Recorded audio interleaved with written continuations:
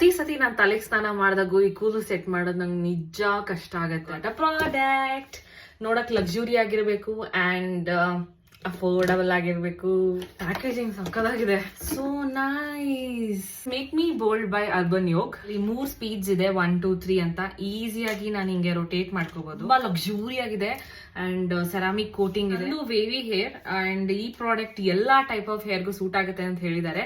Let me try.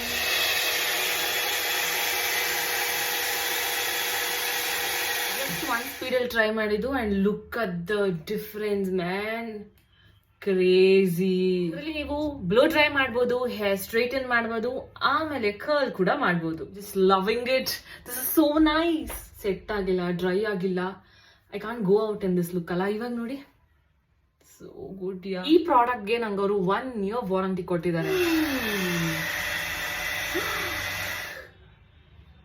ಎಷ್ಟು volume ಕೊಡ್ತು ನನಗೆ. Not even joking. It is frizz free and it is so smooth. I'm loving this product.